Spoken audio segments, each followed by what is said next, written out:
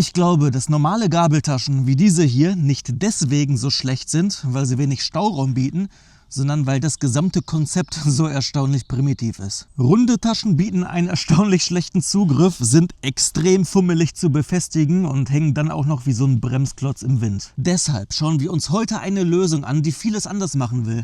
Und ich werde euch nicht nur zeigen, was daran praktischer ist, sondern auch messen, ob das tatsächlich aerodynamische Vorteile bietet oder ob es eher ein leeres Marketingversprechen ist. Die Cyclite Forkback, die wiegt 224 Gramm, ist ja aerodynamisch geschnitten, zumindest behauptet das der Hersteller. Und natürlich ist die wasserdicht wie alle Cyclite-Taschen und bietet 3,1 Liter Packvolumen, was zunächst einmal sehr wenig klingt, es in der Praxis aber gar nicht ist. Also man kriegt da einiges rein, das zeige ich euch auch noch mal am Ende. Und das sind so die groben Eckdaten hier. Das Praktische an dieser Tasche hier ist, dass die sich wirklich nur in einer Sekunde hier so montieren lässt und die ist stabil. Ne? Ich kann hier dran wackeln, da fliegt nichts raus, die ist komplett stabil und lösen lässt sich das einfach, indem man oben dran zieht und dann ist die auch wieder ab. Also ein super praktisches Schnell-Einklick-System. Oder wie auch immer das heißt. Man kann die hier direkt im Prinzip an der Gabel befestigen. Für Gabeln ohne Anschraubpunkte gibt es aber auch einen Steckachsenadapter, mit dem man es ebenfalls dran bekommt. Unterm Strich finde ich diese Gabeltasche hier auch viel alltagstauglicher als jetzt diese Drybacks, die man sich typischerweise an die Gabel befestigt. Denn die Form ist einfach besser durchdacht. Ja? Man hat einfach einerseits eine windschnittige Form, andererseits ist natürlich der Reißverschluss oben riesengroß. Das heißt, man hat eine riesengroße Öffnung und kann die Dryback einfach perfekt und easy befüllen, was es halt viel alltagstauglicher macht. Generell ist der Platz hier drin auch viel besser und effektiver nutzbar, weil die sich leichter befüllen lässt, aber auch, weil die eckige Form einfach sich besser ausfüllen lässt und der Platz effektiver genutzt werden kann. Das spielt insbesondere dann eine Rolle, wenn wir viele kantige Gegenstände haben, wie zum Beispiel eine Kamera, eine Powerbank und so weiter. Das ist alles in einer runden Form etwas ineffizienter unterzubringen. Und mit dem Rabattcode Patrick_Gratisversand könnt ihr übrigens auch noch ein bisschen Geld bei Cyclite sparen. Falls ihr nämlich aus Deutschland bestellt, dann sind die Versandkosten für euch damit kostenlos. Außerdem wirbt Cyclite damit, dass diese Gabeltasche hier viel aerodynamischer sein soll, weil sie eben so eine keilartige Form hier hat und schmal geschnitten ist. Ob diese Tasche aber wirklich aerodynamisch ist und wie sie sich im Vergleich zu so einer Dryback an der Gabeltasche im Wind tatsächlich verhält, das würde ich sagen, messen wir jetzt einmal durch. Und dann schauen wir mal, ob die wirklich so viel aerodynamischer ist, wie Cyclite behauptet. Dazu vergleichen wir heute 3 Setups miteinander, nämlich einmal hier die günstigen Gabeltaschen, die ich gerade dran habe, dann nochmal das Setup ohne Gabeltaschen als Referenz und die Cyclite Forkbacks. Dazu habe ich natürlich von allen Gegenständen das Gewicht gemessen. Die Taschen mit den Drybacks, die wiegen jetzt zusammen 1841 Gramm. Die Cyclite-Taschen habe ich jetzt ebenfalls gepackt und komme somit auf ein Gewicht von 1681,1 Gramm. Die beiden Sets wiegen jetzt also exakt genauso viel. Ich bin jetzt übrigens auf dem Weg zur Teststrecke und ich dachte mir, wir probieren hier mal die neue Quiz-Funktion aus bei YouTube. Und zwar könnt ihr unten abstimmen, was ihr vermutet. Ich weiß es zu dem Zeitpunkt selbst noch gar nicht. Also, wie gut werden die Forkbacks sein von Cyclite, was die Aerodynamik angeht?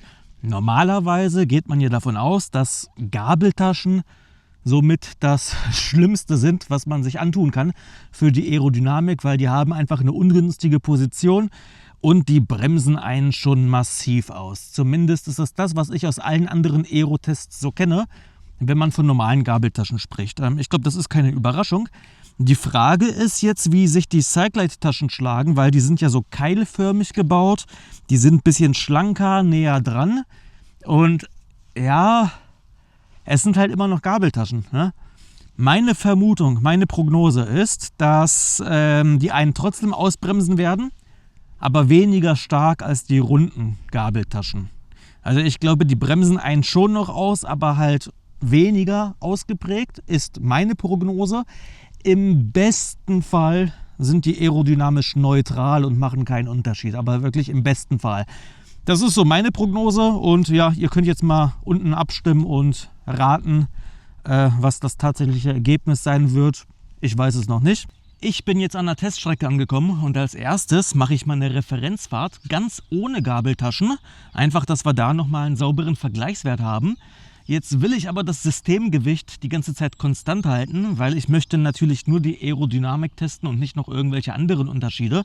Deswegen habe ich hier noch eine Hantelscheibe mitgenommen, eine Powerbank und Taschentücher. Denn diese 3 Dinge wiegen zusammen genau 1681 Gramm und somit bleibt das Systemgewicht konstant. Ja, als erstes fahren wir hier diese Strecke hin und her. Und das ist jetzt eine relativ einsame Strecke. Hier ist nichts los, asphaltiert. Keine Höhenmeter, mehr oder weniger flach und es geht einfach 2 Kilometer nur geradeaus.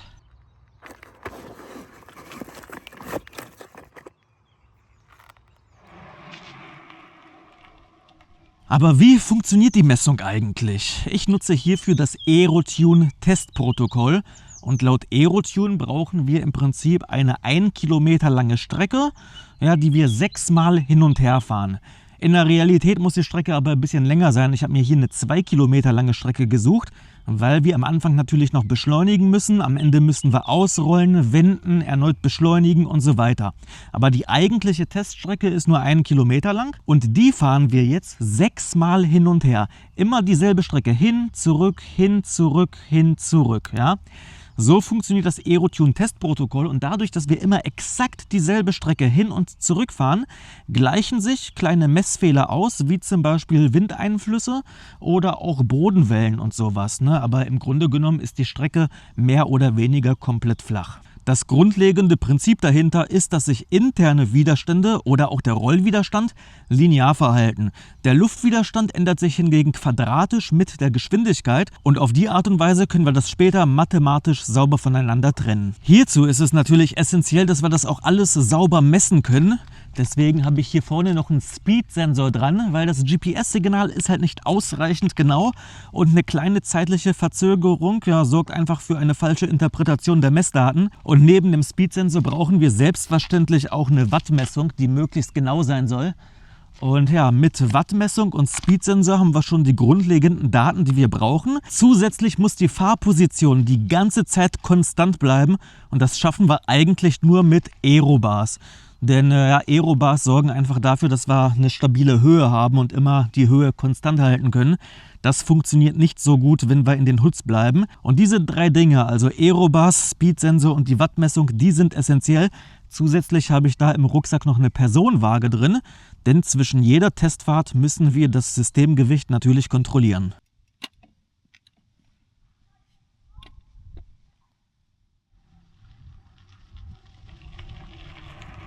Die Aerotune-Software wertet jede Sekunde der Testfahrt genau aus und vergleicht Leistung und Geschwindigkeit miteinander und legt es über ein physikalisches ODE-Modell. Anschließend wendet die Software eine Parameterkombination an und versucht, die Summe der Fehlerquadrate möglichst gering zu halten, damit die Unterschiede zwischen der Rechnung und der Realität möglichst gering sind. Und ja, das funktioniert auch draußen, trotz aller Störfaktoren, die wir hier haben, erstaunlich genau und zwar viel genauer, als man sich das vorstellen würde. Natürlich kommt das jetzt von der Genauigkeit her nicht an einen echten Windkanaltest heran, das muss man ganz klar sagen. Aber nichtsdestotrotz können wir bereits kleine Unterschiede ab so 2 Watt in den Messdaten tatsächlich erkennen. Und das Ganze bei einer Genauigkeit von plus minus 3% in etwa. Das kommt etwas auf die Teststrecke an. Wenn es leicht hügelig ist, können wir auch einen Fehler von 5% haben. Wenn es komplett flach ist, schaffen wir vielleicht auch einen Fehler von unter 2%. Das ist so ein bisschen streckenabhängig. Aber nichtsdestotrotz ist das ja schon erstaunlich genau und ja, Unterschiede von 2 Watt lassen sich bereits messen. Falls ihr euch im Detail dafür interessiert, wie das Ganze genau funktioniert, dazu habe ich schon mal ein Video gemacht und zwar mit dem Aerodynamik-Experten Thorsten Frank. Das Video verlinke ich euch unten nochmal und den Prüfbericht zum Test, den habe ich auch nochmal verlinkt.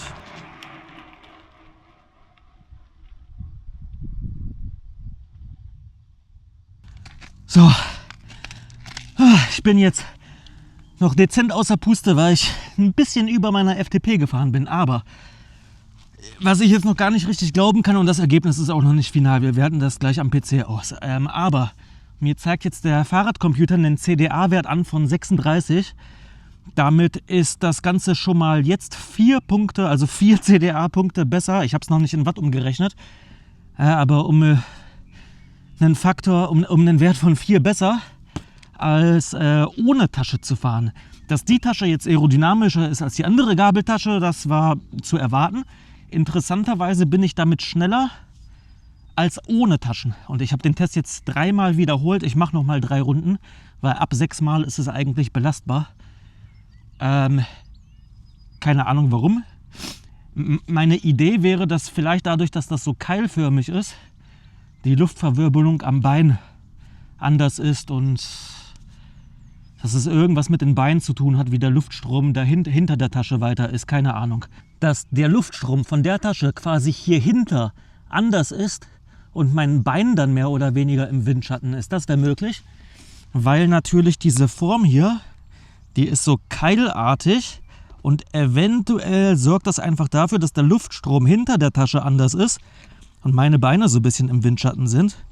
Und bei der runden Tasche, da könnte das auch ein Effekt sein, aber ich glaube, die runde Tasche wiegt an sich einfach viel zu krass im Wind und die Tasche an sich bremst. Und bei der Tasche ist das so, ich glaube, die bremst gar nicht so krass, weil die halt relativ schmal geschnitten ist und keilförmig. Und ich könnte mir vorstellen, dass das, was hinter der Tasche passiert, einen positiven Einfluss darauf hat, wie die Beine im Wind liegen. Ja, das wäre jetzt so meine einzige Erklärung, die ich vorerst habe.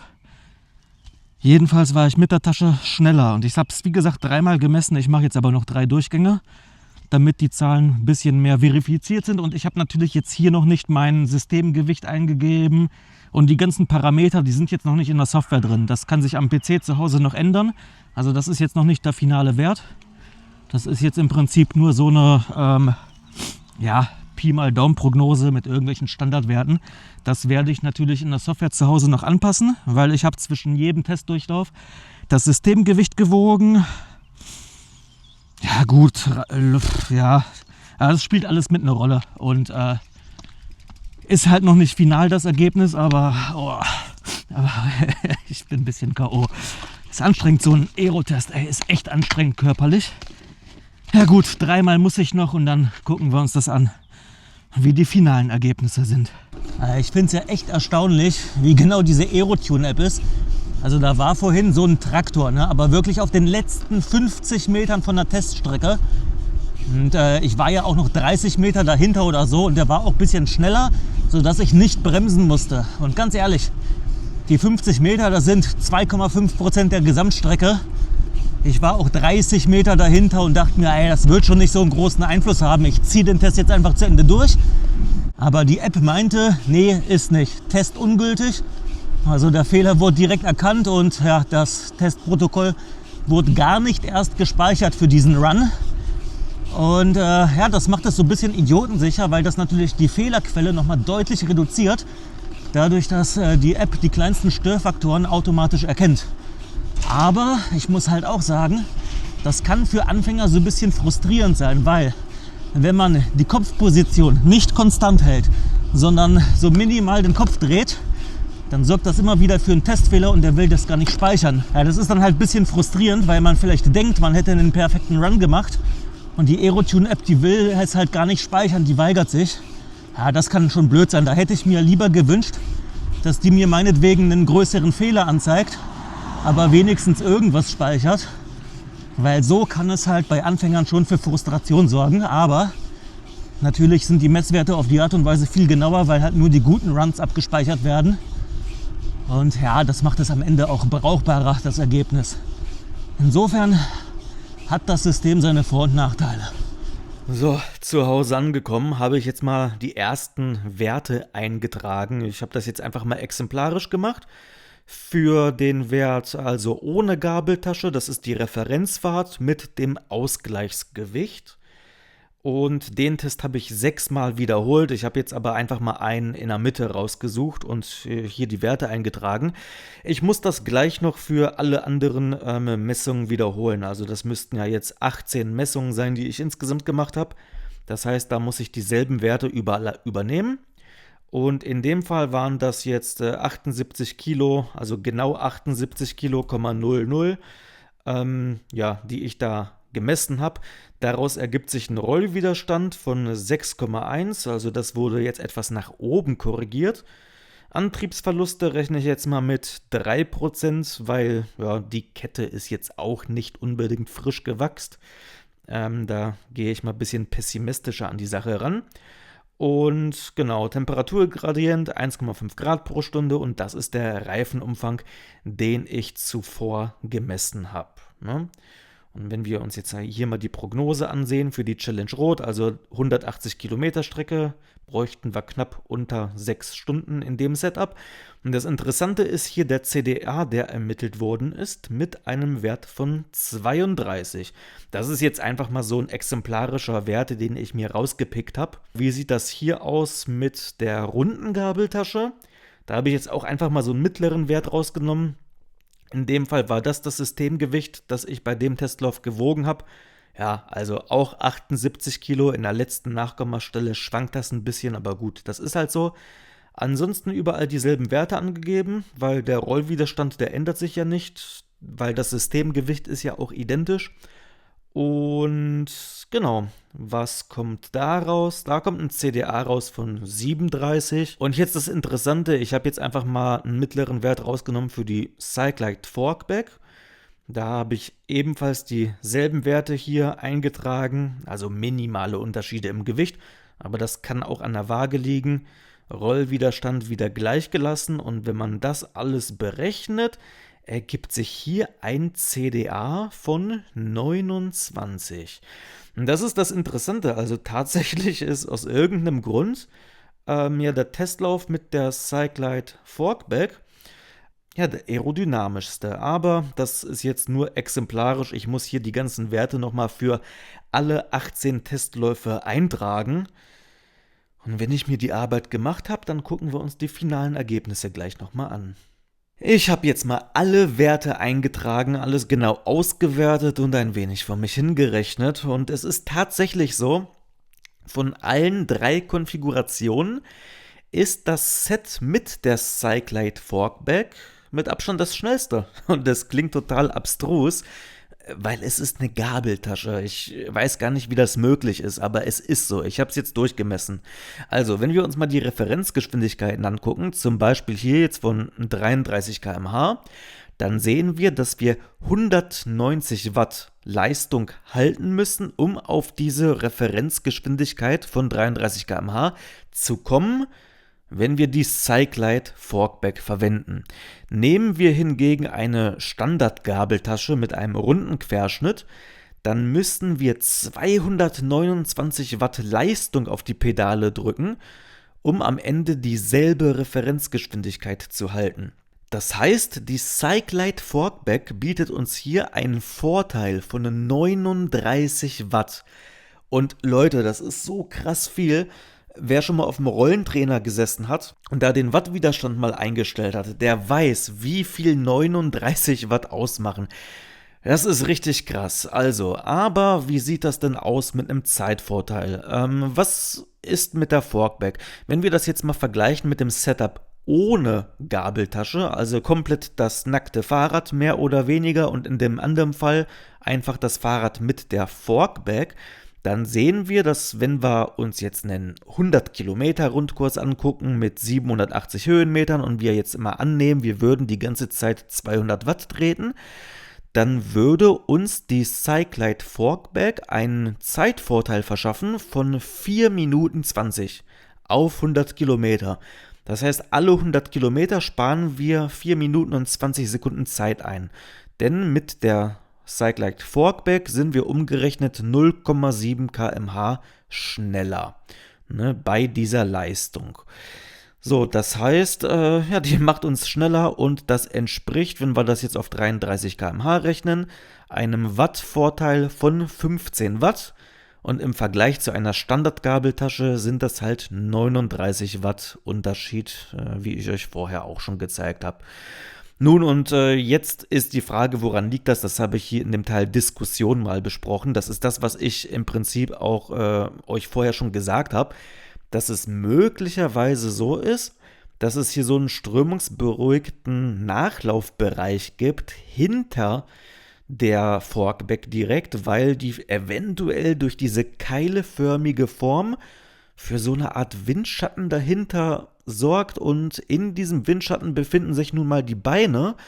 Ja, und dann strömt der Wind halt nicht mehr so gegen die Beine und dadurch ist die Gesamtbilanz am Ende positiv. Ja, keine Ahnung, ist jetzt nur so eine grobe Hypothese von mir, also ein Erklärungsversuch. Wissen tue ich das natürlich nicht, aber deswegen steht das hier ja auch im Bereich Diskussion. Aber das ist zumindest irgendwie eine Vermutung und zumindest mal so ein Erklärungsversuch, woran es liegen könnte. Vielleicht habt ihr da ja bessere Ideen, ich bin gespannt. Nun ja, wie sieht das denn jetzt genau aus, wenn wir uns die Daten angucken? Wir gehen jetzt mal in die Zahlen rein. Ich habe jetzt nämlich pro Setup 6 Messwerte gemacht. Und hier sehen wir schon die ganzen Umweltdaten, die habe ich hier eingetragen. Ne? Und wenn wir das Ganze jetzt mal in dem Setup messen, also ohne die Forkbacks, dann komme ich auf einen CDA von 32. Die Rahmentasche, die musste ich hier übrigens haben, weil ich habe den Platz benötigt, um das Ausgleichsgewicht ins Fahrrad zu tun, um das Systemgewicht am Ende des Tages konstant zu halten. Sollte aber keinen Unterschied machen, weil die Taschen waren ja immer dran und das ist ja bei allen 3 Versuchen gleich. Uns interessiert ja nur isoliert betrachtet der Unterschied von der Forkback.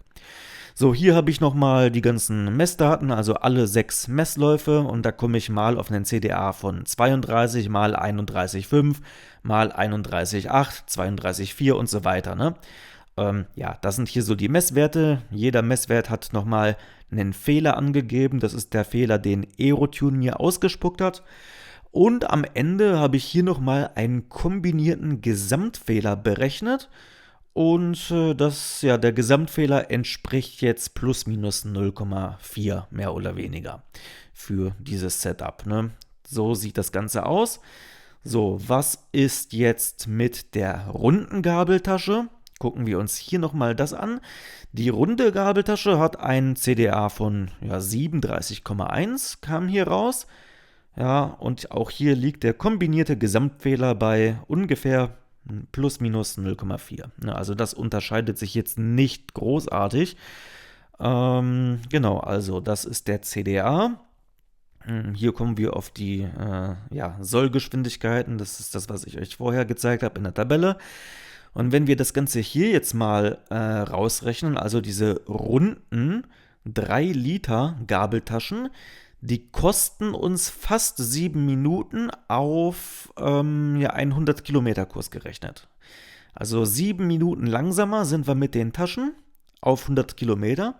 Und wie sieht das jetzt aus mit den Cyclide Forkbacks? Da habe ich euch das schon gesagt, da sind wir sogar 4 Minuten schneller als im Vergleich zu ohne Tasche. Und das sind hier die Messwerte von den 6 Runs.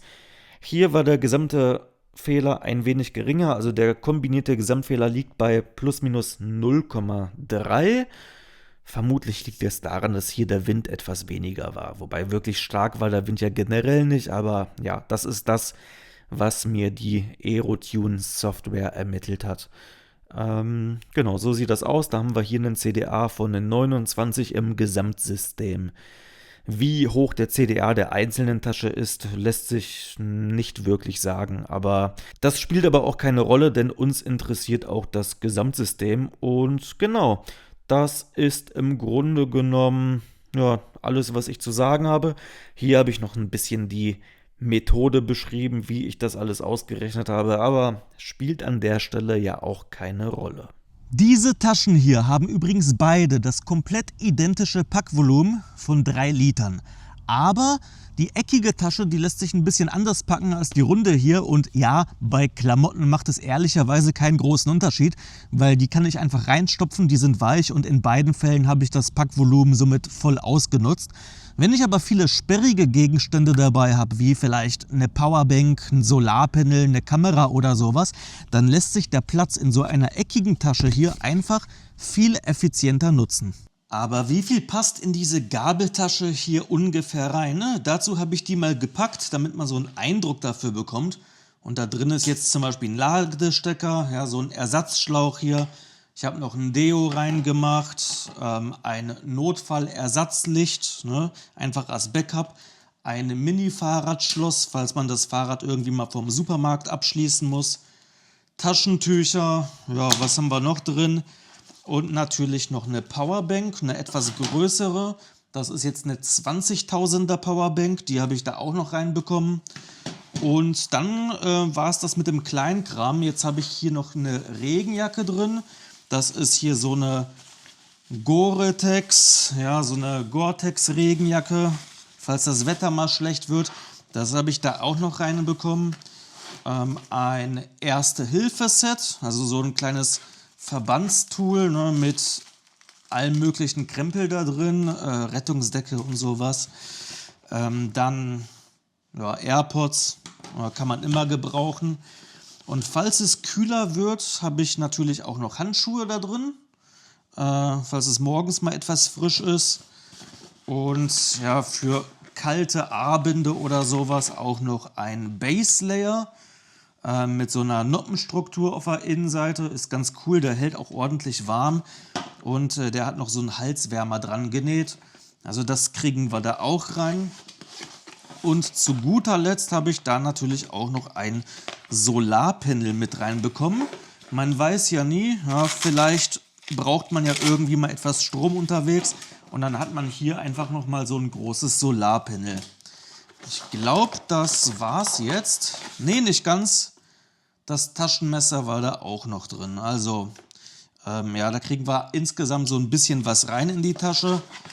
Jetzt ist die aber wirklich leer und da habt ihr zumindest mal so einen groben Eindruck bekommen, was in eine 3 Liter Packvolumen so insgesamt reinpasst. Logischerweise haben 2 dieser Taschen hier das doppelte Volumen und deswegen kann man die auch als Set kaufen. Ihr könnt die aber auch einzeln kaufen, das ist letztendlich euch überlassen.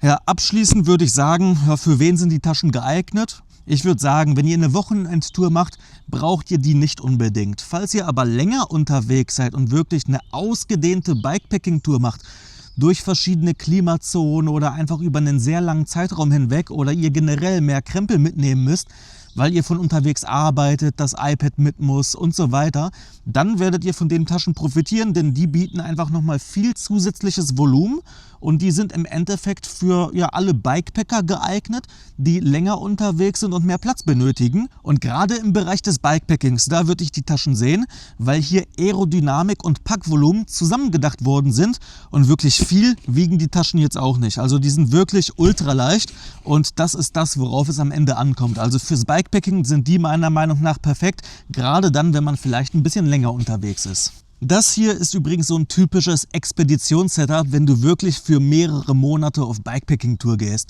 Falls du dich hingegen dafür interessierst, welche Taschen du brauchst, wenn du eher eine kurze Bikepacking-Tour machst von 1, 2 oder maximal 3 Wochen, dann schau doch mal in dieses Video hier vorbei. Und hier unten erfährst du übrigens, wie du die Aerodynamik an deinem Bike selber testen kannst, ganz ohne Windkanal.